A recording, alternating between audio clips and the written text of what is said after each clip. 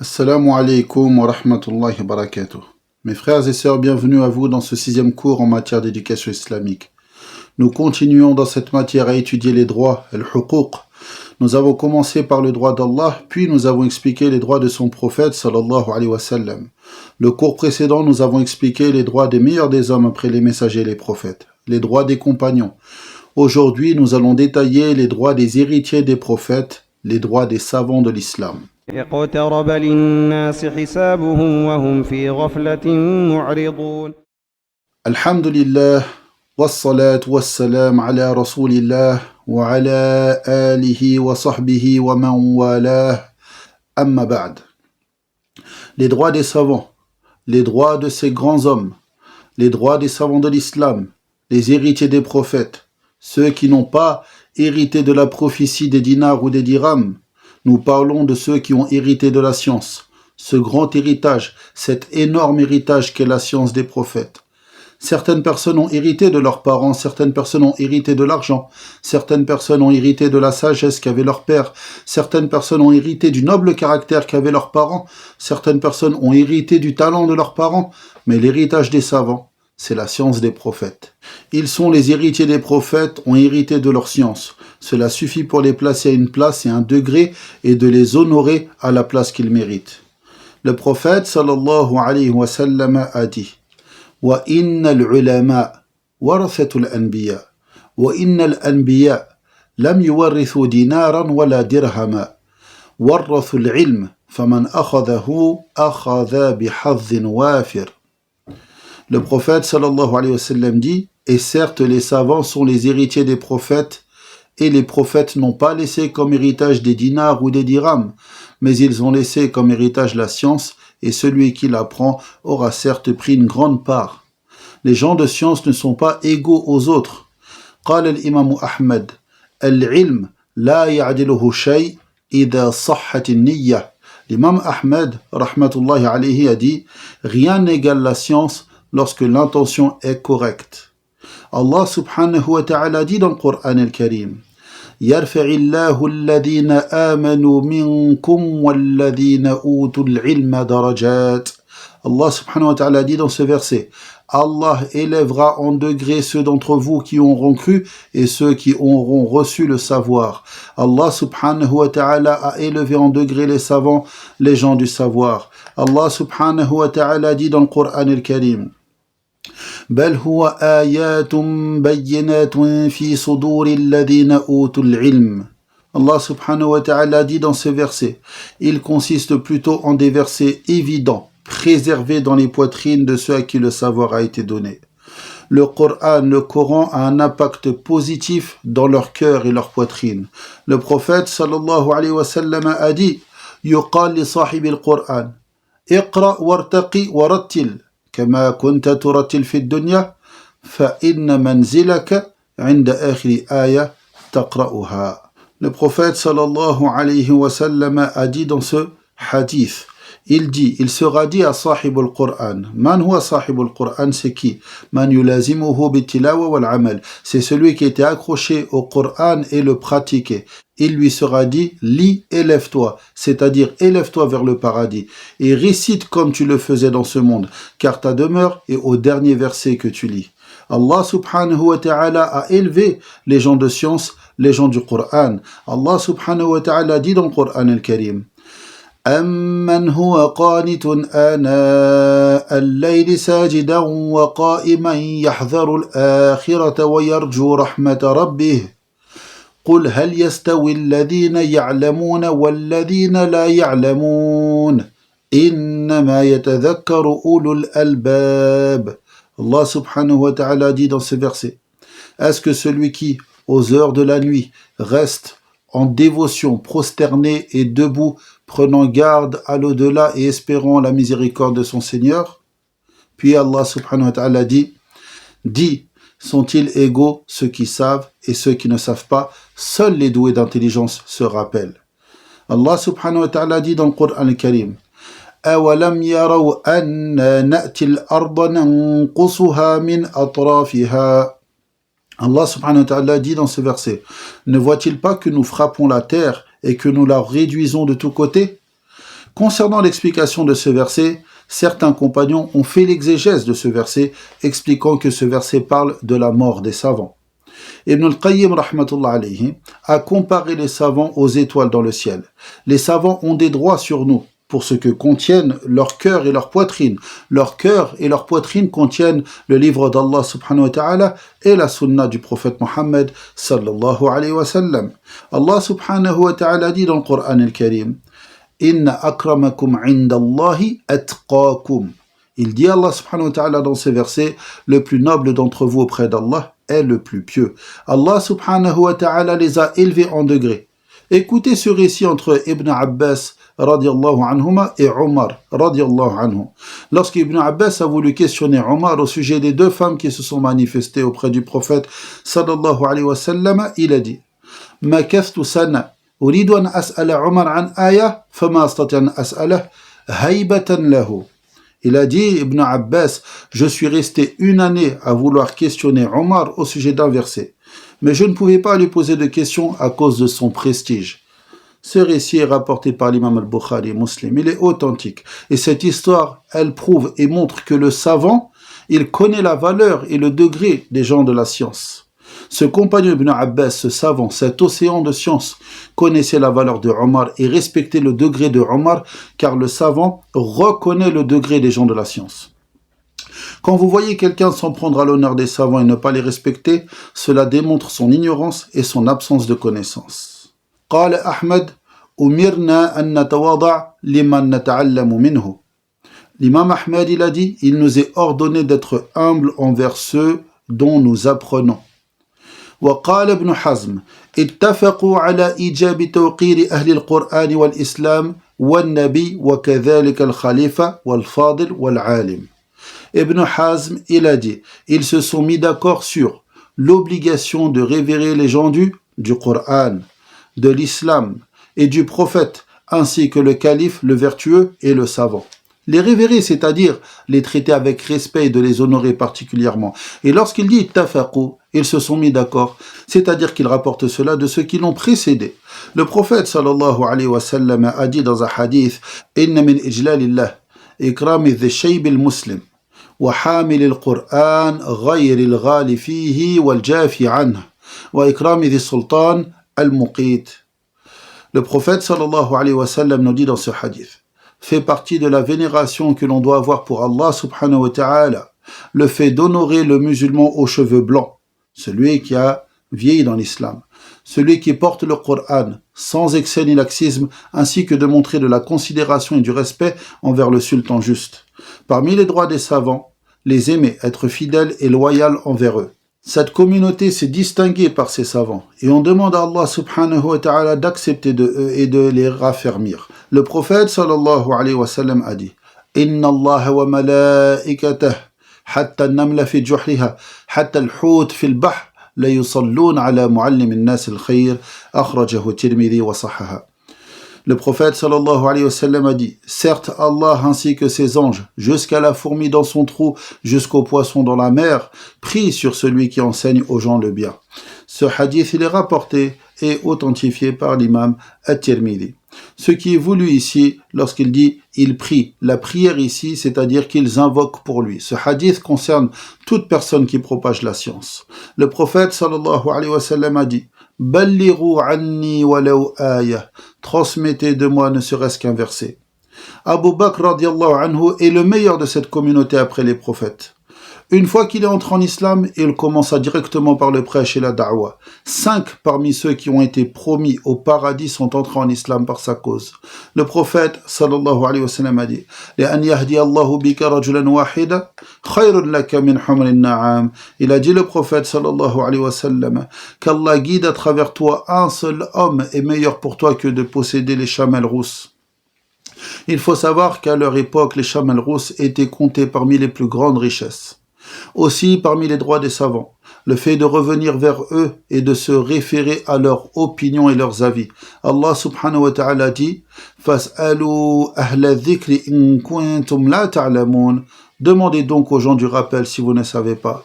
Et Allah subhanahu wa ta'ala dit dans le Coran al-Karim وَلَا تَقُولُوا لِمَا تَصِفُ أَلْسِنَتُكُمُ الْكَذِبَ هَذَا حَلَالٌ وَهَذَا حَرَامٌ لِتَفْتَرُوا عَلَى اللَّهِ الْكَذِبَ.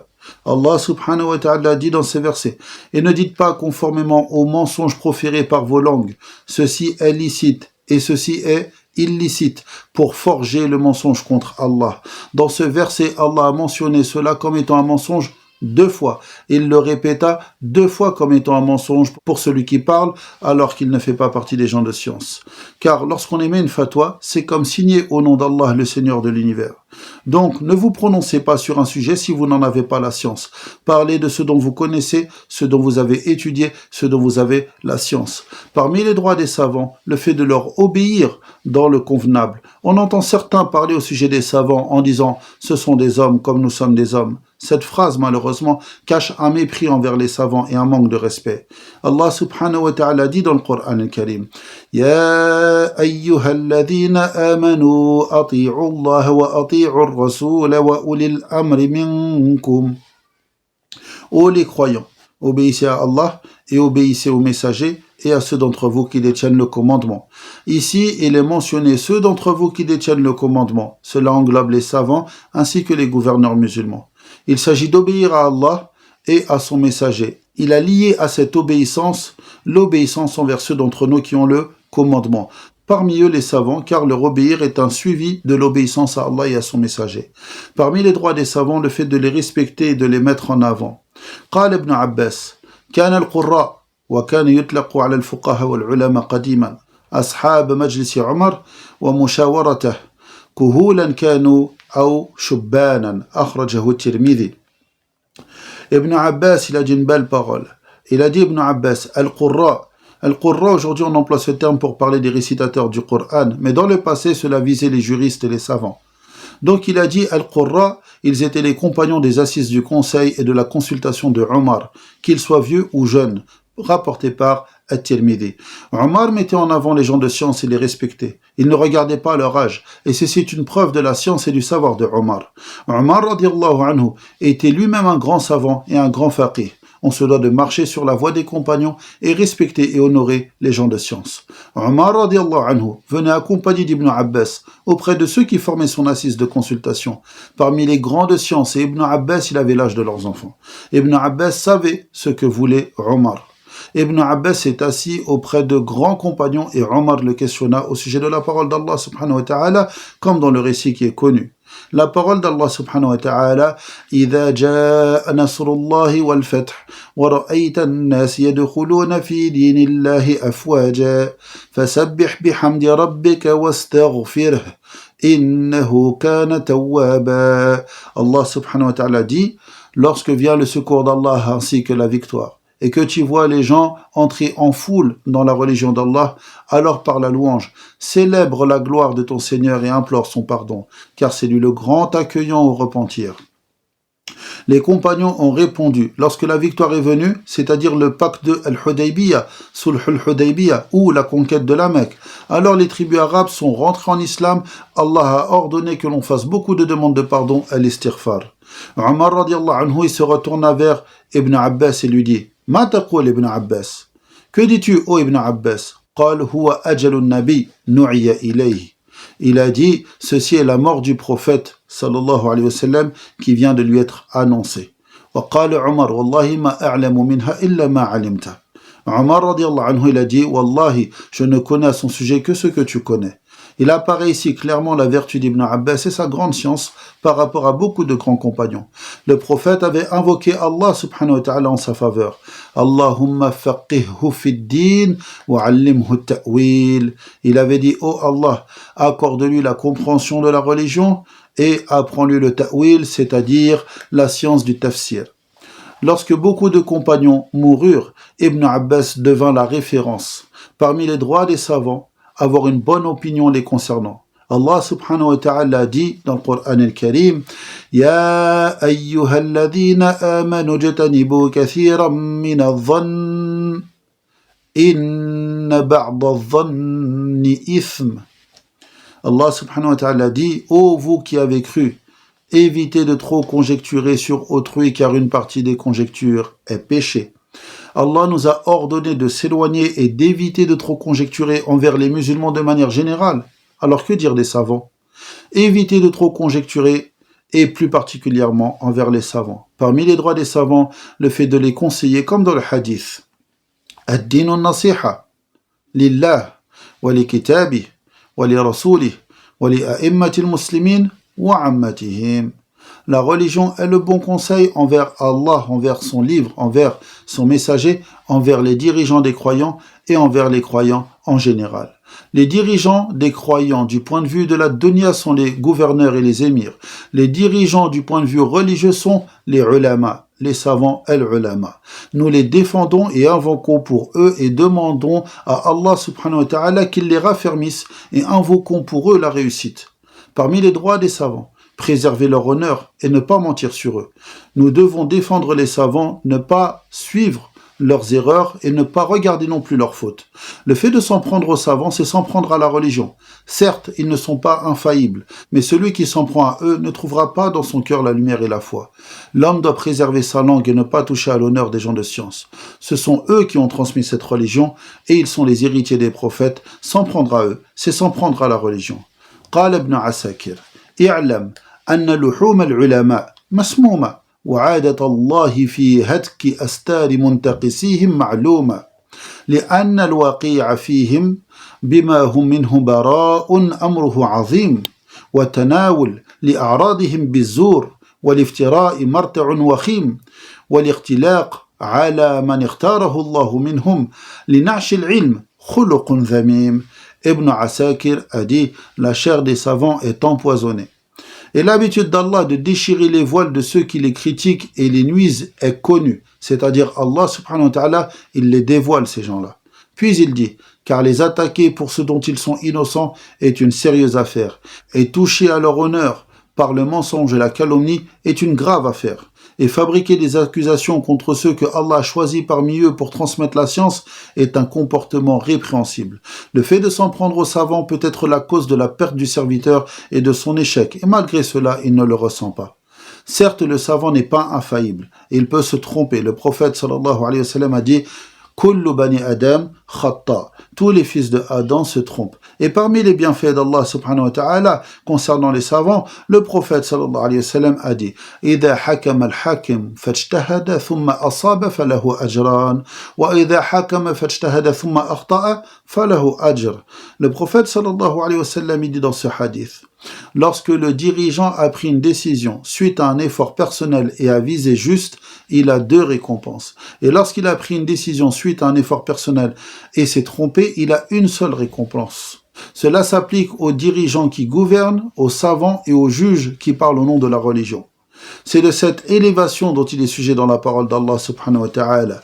يَرْفَعِ اللَّهُ الَّذِينَ آمَنُوا مِنْكُمْ وَالَّذِينَ أُوتُوا الْعِلْمَ دَرَجَاتٍ. Allah élèvera en degrés ceux d'entre vous qui auront cru et ceux qui auront reçu le savoir. Allah multiplie leurs récompenses. Et lorsqu'on médite sur cela, le fait que Allah leur donne une récompense pour leurs fautes, alors comment devons-nous nous comporter, nous, vis-à-vis des savants? وقال ابن القيم رحمة الله عليه ومن له علم بالشرع والواقع يعلم قطعا أن الرجل الجليل الذي له في الإسلام قدم صالح وآثار حسنة وهو من الإسلام وأهله بمكان قد تكون منه الهفوة والزلة وهو فيها معذور بل ومأجور لاجتهاده فلا يجوز أن يتبع فيها ولا يجوز أن تهدر مكانته وإمامته ومنزلته من قلوب المسلمين. Ibn al-Qayyim rahmatullahi alayhi a dit: celui qui a la science de la législation ash-shar', la science religieuse et la pratique, c'est certainement que l'homme éminent, qui laissa sa marque de piété en islam et fut reconnu en islam pour son statut, il peut lui arriver de commettre une erreur par laquelle il sera excusé, voire récompensé pour son effort fourni. Il n'est donc pas permis qu'il soit suivi sur cette erreur, et il n'est pas permis qu'il soit négligé, qu'on le descende de son statut, son imam, et qu'on descende son statut dans le cœur des musulmans. Il faut méditer cette parole pleine de sagesse. La faute et l'erreur, on la rejette, on ne l'accepte pas, mais on ne transgresse pas les limites jusqu'à toucher leur honneur. Nous devons préserver nos langues, se taire et ne pas parler sur eux, s'en prendre aux savants et toucher à leur honneur propagera l'ignorance et l'innovation, le blâmable et l'interdit. S'en prendre aux savants causera la disparition de la sunna ainsi que de ses adeptes. Causera l'ignorance de la sunna. Lorsque la sunna disparaît, il apparaît l'innovation, la bid'a. C'est d'ailleurs l'une des caractéristiques des gens de l'innovation de mépriser les savants, de toucher à leur honneur. Je me rappelle une phrase d'une personne où il disait « Nous, on a peu de connaissances, très peu de livres, mais au moins on est ferme sur la vérité. » Et par cette phrase-là, il rabaisse et méprise les savants. Sachez que toutes les sectes déviantes étaient fermes dans leur égarement. Prenez par exemple les Khawarij. C'étaient des ignorants et ils s'en prenaient à l'honneur des savants. Comme l'a dit le prophète sallallahu alayhi wa sallam, leur lecture du Coran ne dépasse pas leur gorge. Il y a deux explications concernant cela. La première, que la lecture ne s'élève pas, elle ne monte pas, ils ne seront pas récompensés. La deuxième est que leur lecture ne dépasse pas leur gorge, elle ne descend pas dans leur cœur. Leur cœur ne s'imprègne pas de cette science et de cette guidée. C'étaient des ignorants qui se croyaient sur la guidée et critiquaient les savants. Ils s'en sont pris aux compagnons du prophète sallallahu alayhi wa sallam, qui étaient les premiers savants de l'islam, les élèves du prophète sallallahu alayhi wa sallam, et ils ont transmis la révélation. Aujourd'hui, malheureusement, certains n'ont tiré aucune leçon de ces événements passés et s'en prennent aux héritiers des prophètes. Rahmatullah alayhim. As'alullah al-azim, Rabb al-arsh al-karim, أن يجعلنا من أهل العلم العاملين الموفقين المسددين المباركين وممن يحفظ لأهل العلم أقدارهم ومكانتهم إنه ولي ذلك والحمد لله والصلاة والسلام على رسول الله وأستودعكم الله. اقترب للناس حسابهم وهم في غفلة معرضون.